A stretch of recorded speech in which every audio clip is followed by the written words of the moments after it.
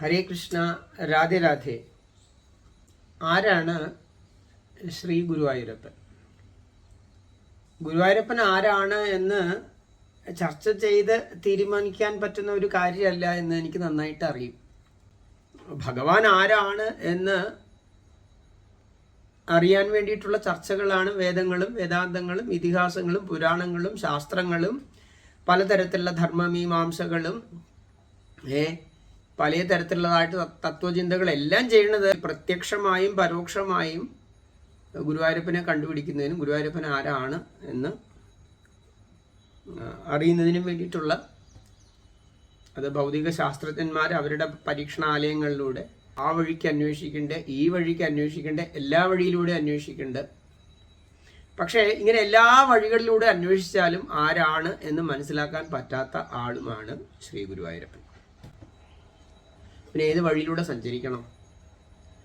ശുദ്ധ ഭക്തിയുടെ വഴിയിലൂടെ സഞ്ചരിച്ചാൽ മാത്രം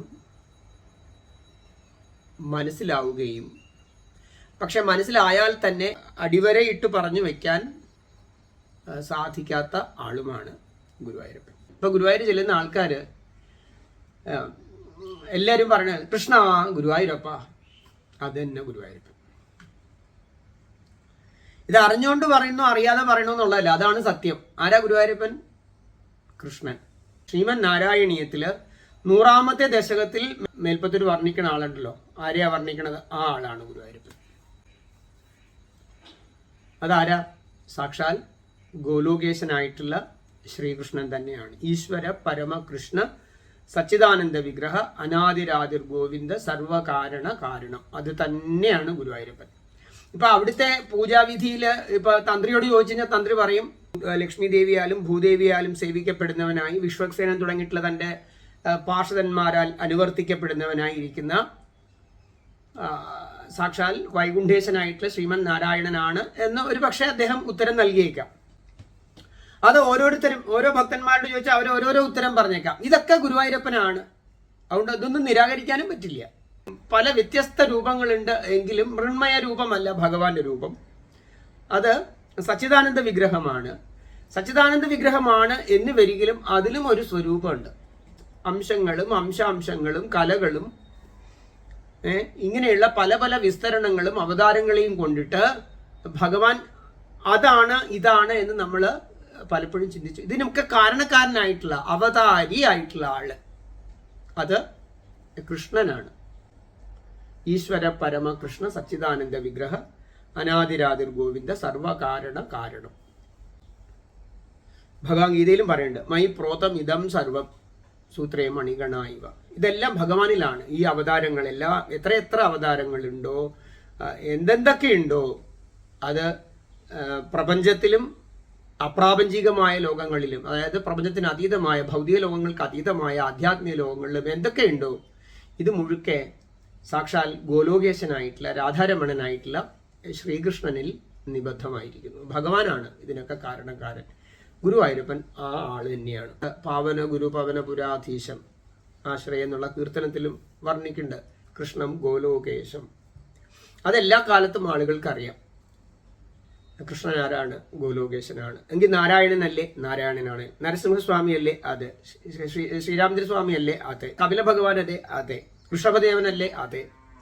ഈ എല്ലാ 24 ലീലാ അവതാരങ്ങൾക്കും മറ്റനേകം പ്രകാരങ്ങളുള്ള വിസ്തരണങ്ങൾക്കും അംശങ്ങൾക്കും അംശാംശങ്ങൾക്കും കലകൾക്കും സകല ചരാചരങ്ങൾക്കും കാരണഭൂതനായിട്ടുള്ള ഈശ്വര പരമകൃഷ്ണ സച്ചിദാനന്ദ വിഗ്രഹ അനാദിരാതിർ ഗോവിന്ദ സർവകാരണ കാരണം, അത് തന്നെയാണ് ഗുരുവായൂരപ്പൻ. സാക്ഷാൽ ശ്രീകൃഷ്ണൻ 100ാമത്തെ ദശകത്തിൽ മേൽപ്പത്തൂര് നേർക്ക് നേർ കണ്ട് വർണ്ണിക്കണ ആളാണ് ശ്രീ ഗുരുവായൂരപ്പൻ. അത് നിങ്ങൾ അല്ല എന്ന് നിങ്ങൾക്ക് വിശ്വസിക്കാം. ഈ അവ്യക്തിഗതവാദികൾ, ഇംപേഴ്സണലിസ്റ്റുകൾ പറയും നാമരൂപങ്ങൾക്ക് അതീതമായിട്ടുള്ളതാണ്, അത് അവരുടെ വഴി. പക്ഷേ ഗുരുവായൂരപ്പൻ കൃത്യമായും വ്യക്തിസത്തയുള്ള ആളാണ്. അത് എല്ലാ അവതാരങ്ങൾക്കും എല്ലാറ്റിനും സ്രോതസ്സായിട്ടുള്ള, ഭഗവാൻ ഗീതയെ പറയും അഹം സർവസ്യ പ്രഭവോ, എല്ലാറ്റിൻ്റെയും പ്രഭവമായിട്ടുള്ള, എല്ലാറ്റിനും കാരണമായിട്ടുള്ള, സർവകാരണമായിട്ടുള്ള സാക്ഷാൽ രാധാരമണനായിട്ടുള്ള കൃഷ്ണൻ തന്നെയാണ് ശ്രീ ഗുരുവായൂരപ്പൻ. അത് വിചാരിക്കും അത് ഇയാൾ അങ്ങോട്ട് അടിച്ചു പറയാണ്, ഇയാളുടെ വിശ്വാസമാണ്. താൻ പറയണത് എന്ന് ഒരു കൂട്ടർ വാദിച്ചേക്കാം.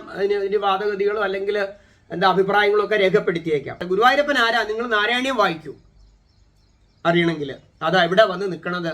അഗ്രേ പശ്യാമി തേജോ നിബിഡതര കളായാവലി ലോഭനീയം പീയൂഷാപ്ലാവിതോഹം തദനു തതുതരേ ദിവ്യ കൈശോര വേഷം.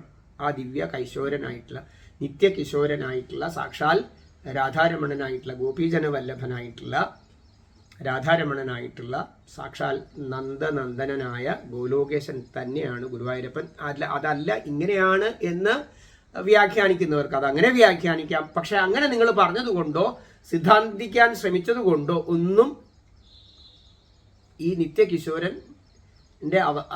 നിത്യകിശോരനായിട്ടുള്ള ആള് തന്നെയാണ് ശ്രീ ഗുരുവായൂരപ്പൻ എന്നുള്ള അവസ്ഥയ്ക്ക് ഒരു കാലത്തും വ്യത്യാസം വരാൻ പോകുന്നില്ല. അവിടെ പൂജാവിധി ഇപ്പൊ പരിവാര സമേതം ശ്രീമൻ നാരായണൻ നിങ്ങൾ പൂജ ചെയ്താലും ഭഗവാന്റെ വിസ്തരണമായിട്ടുള്ള ശ്രീമൻ നാരായണൻ സ്വീകരിക്കുന്നുണ്ടാവാം. അതെന്ത് വന്നാലും സ്വീകരിച്ചാലും ഏത് രീതിയിലായാലും ഭഗവാന്റെ സ്വരൂപത്തെ നിങ്ങളുടെ സമ്പ്രദായങ്ങളെ കൊണ്ടോ പൂജാവിധികളെ കൊണ്ടോ ഒന്നും ആർക്കും മാറ്റിമറിക്കുന്നതിനോ ഒന്നും സാധിക്കില്ല.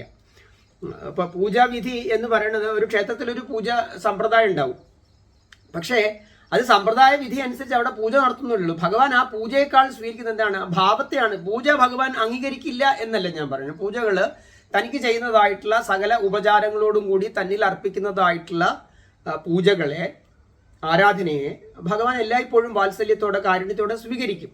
അതില്ല എന്നല്ല പറഞ്ഞത്. പക്ഷെ അതിനപ്പുറം ഈ വിധികൾക്കപ്പുറം എന്താ ഭഗവാനെ പറ്റി പറയും ഭാവഗ്രാഹി ജനാർദ്ദന.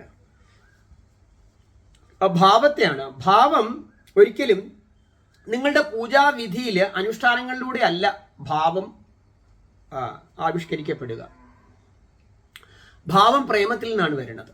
പ്രേമം സാക്ഷാത്കരിക്കുന്ന രീതിയാണ്.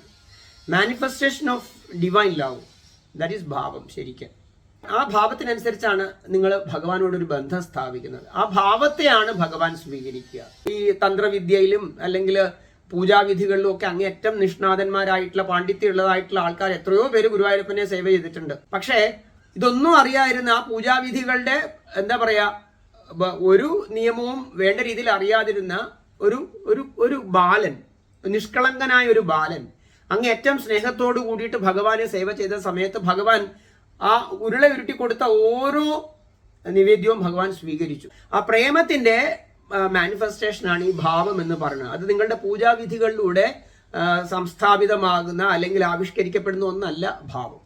കേരളത്തിലെ പൂജാവിധി പറയുമ്പോൾ പറയും ഒക്കെ സങ്കല്പമാണ്. നിങ്ങളുടെ സങ്കല്പത്തിന്റെ സൃഷ്ടിയല്ല ഈശ്വരൻ. ഭഗവാന് കൃത്യമായ സ്വരൂപമുണ്ട്, വ്യക്തിത്വമുണ്ട്. ശ്രീ ഗുരുവായൂരപ്പൻ സാക്ഷാൽ ഗോലോകേശനായിട്ടുള്ള രാധാരമണനാണ്. നിങ്ങൾ ഏത് രീതിയിൽ സപരിവാരം അവിടെ പൂജ ചെയ്താലും ഏതൊക്കെ തരത്തിൽ പറഞ്ഞാലും പല രീതിയിൽ നിങ്ങൾ ചർച്ച ചെയ്താലും നിഷ്കർഷിച്ചാലും ചിന്തിച്ചാലും ഒന്നും ഭഗവാന്റെ സ്വരൂപത്തിന് ഒരു കാലത്തും മാറ്റം വരാൻ പോകുന്നില്ല. അതങ്ങനെ തന്നെ നിൽക്കും. ഹേ കൃഷ്ണ കരുണാസിന്ധോ ദീനബന്ധോ ജഗത്പതേ ഗോപേശ ഗോപികാകാന്ത രാധാകാന്ത നമോസ്തുതേ എന്ന് ശ്ലോകം ഉണ്ടല്ലോ ഗുരുവായൂരപ്പനെ പറ്റിയിട്ട്. ഹേ കൃഷ്ണ, കൃഷ്ണൻ ആരാ? ഹേ കൃഷ്ണ കരുണാസിന്ധോ. ആരാ കൃഷ്ണൻ? കരുണാസിന്ധുവാണ്. കാരുണ്യത്തിന്റെ മഹാസമുദ്രമാണ് കരുണാസിന്ധു. ആ കാരുണ്യ സിന്ധു ആയതുകൊണ്ട് തന്നെയാണ് ദീനബന്ധുവാണ്. ദീനന്മാരോട് ആർക്കാ ബന്ധുത്വം ഉണ്ടാകുക? കാരുണ്യമുള്ള ആളുകൾക്ക്. ദീനന്മാർക്ക് എന്താ വേണ്ടത്? എപ്പോഴും കാരുണ്യത്തെ ആഗ്രഹിക്കുന്ന ആൾക്കാരാണ് ദീനന്മാർ. അവരുടെ ദൈന്യത മാറണമെങ്കിൽ കാരുണ്യം ഉണ്ടായേ പറ്റുള്ളൂ. അപ്പൊ ദീനന്മാർക്ക് ബന്ധുവാകാൻ ഏറ്റവും യോഗ്യതയുള്ള ആളാരാണ്? കാരുണ്യമുള്ള ആളുകളാണ്. കാരുണ്യമില്ലാത്ത ആൾക്ക് ഒരിക്കലും ദീനന്മാരോട് ബന്ധുത്വം സംഭവിക്കില്ല. അപ്പൊ ഹേ കൃഷ്ണ കരുണാസിന്ധു. കൃഷ്ണൻ കരുണാസിന്ധുവാണ്, അതുകൊണ്ട് തന്നെ ദീനബന്ധുവാണ്. ദീനബന്ധു ആയതുകൊണ്ട് തന്നെ ആരാണ്? ജഗത്പതിയാണ്. കാരണം ജഗത്ത് മുഴുക്കെ താപത്രയങ്ങളെ കൊണ്ട് പല പ്രകാരത്തില് ദൈന്യത അനുഭവിക്കുന്ന ആളുകളാണ് ജഗത്തിലുള്ളത്. ജഗത്പതിയായിരിക്കാൻ ആർക്കാണ് യോഗ്യതയുള്ളത്? ദീനന്മാർക്ക് ബന്ധുവായിട്ടുള്ള കാരുണ്യത്തിന്റെ സാഗരമായിട്ടുള്ള ആൾക്ക് തന്നെയുള്ള യോഗ്യത. അപ്പൊ ഹേ കൃഷ്ണ കരുണാസിന്ധോ ദീനബന്ധോ ജഗത്പതേ. ഇനി അവിടെ കൊണ്ട് തീർന്നോ? ഇല്ല. അപ്പൊ ജഗന്നാഥനായി ഭഗവാന്റെ ഒരു അവസ്ഥയാണ് ഐശ്വര്യാധിഷ്ഠിതമായി സകല ചരാചരങ്ങളെയും തന്റെ ആ വാത്സല്യത്തെ കൊണ്ടിട്ട് തന്റെ കാരുണ്യത്തെ കൊണ്ട് പരിപാലിക്കുന്ന സർവേശ്വരനായിട്ടുള്ള ജഗത്തിന്റെ സൃഷ്ടിക്കും സ്ഥിതിക്കും അതിന്റെ ലയനത്തിനും കാരണമായി വർത്തിക്കുന്ന ജഗത് പാലകനായിട്ടുള്ള ഈ ജഗത് പാലനം എന്ന് പറയുമ്പോൾ ജഗത്തിനെ സംരക്ഷിക്കൽ മാത്രമല്ല, അങ്ങനെ ആരും കരുതണ്ട. സൃഷ്ടി സ്ഥിതി ലയം ഇത് മുഴുക്കെ ചെയ്ത് ഇതിന് മുഴുക്കെ കാരണമായിട്ടുള്ള ആള്, ഇതിനൊക്കെ അതീതനായിട്ടുള്ള ആള്, ഈ സൃഷ്ടിക്കും സ്ഥിതിക്കും ലയത്തിനും അതീതനായിട്ടുള്ള ആൾക്ക് ഇതെല്ലാം ചെയ്യാൻ സാധിക്കുള്ളൂ. മനസ്സിലായിക്കോണം എപ്പോഴും. ഇപ്പം നിങ്ങളൊരു വസ്തു ഉണ്ടാക്കുന്നെങ്കിൽ നിങ്ങൾ ആ വസ്തുവിന് അതീതനാണ്. അതേപോലെ തന്നെയാണ്. അപ്പം അതിന് അതീതമായി നിൽക്കുന്ന അവസ്ഥയിൽ തന്നെ നിങ്ങൾക്ക് എല്ലാ കാര്യങ്ങളും വ്യവഹാരം ചെയ്യും. ഇപ്പം അതിന് ജഗത്പതിയായിട്ടുള്ള ആൾ, ജഗത്തിന് നാഥനായിട്ടുള്ള ആൾ. പക്ഷെ അത് ഭഗവാന്റെ പ്രാപഞ്ചികമായ ഒരു തലാണ്, ജഗത്പതേ, അവിടെ വരെ. അത് കഴിഞ്ഞിട്ടോ ഗോപേശ, ഗോപികാകാന്ത, രാധാകാന്ത. പിന്നെ അടുത്തത് എന്താ? ആ ജഗത്തിന് അതീതമായ തലാണ് ഗോപേശ, ഗോപന്മാർക്ക് നാഥനായിട്ടുള്ള ആള്. അവിടെ ഗോപന്മാരെന്ന് ഉദ്ദേശിക്കുമ്പം എന്താ? വ്രജം, ഗോലോകം. അവിടെ ഗോപന്മാർക്ക് ഈശനായിട്ടുള്ള ആള്. സകല ചരാചരങ്ങൾക്കും ദേവഗണങ്ങൾക്കും അപ്പുറത്താണ് എന്ത്? വ്രജവും ഗോലോകവും വരിക. വ്രജത്തില് ഗോപന്മാരെക്കാൾ ശ്രേഷ്ഠത ആർക്കാണ്? ഗോപികമാർക്കാണ്. കാരണം അവരിലാണ് ശ്രീകൃഷ്ണ പ്രേമം പരമോന്നതമായ അവസ്ഥയിൽ പ്രകാശിക്കുന്നത്. ഗോപേശ, ഗോപികാകാന്ത, ഗോപികമാരുടെ പ്രിയതമനായിട്ടുള്ള, ഗോപികാകാന്തനായിട്ടുള്ള ആള്. ഇനി ഗോപികമാരിൽ സർവശ്രേഷ്ഠയായിട്ടുള്ള ആളാരാണ്? കൃഷ്ണകാന്ത ശിരോമണി, അത് ശ്രീ വൃഷഭാനുനന്ദിനിയായിട്ടുള്ള രാധാറാണിയാണ്. ഗോപേശ, ഗോപികാകാന്ത, രാധാകാന്ത നമോസ്തുതേ. അതാണ് കൃഷ്ണന്റെ ആത്യന്തികമായ അവസ്ഥ. രാധാരമണൻ, രാധാവല്ലഭൻ, രാധാകാന്തൻ, രാധാതുംഗ പയോധര സാധു പരീരംഭലോലുപാത്മാനം ആരാധയേ ഭവന്തം പവനപുരാധീശ. അതാണ് ശ്രീ ഗുരുവായൂരപ്പൻ. ആരാ? രാധാതുംഗ പയോധര സാധു പരീരംഭലോലുപാത്മാവായിട്ടുള്ള ആൾ തന്നെയാണ് ശ്രീ ഗുരുവായൂരപ്പൻ. രാധേ രാധേ.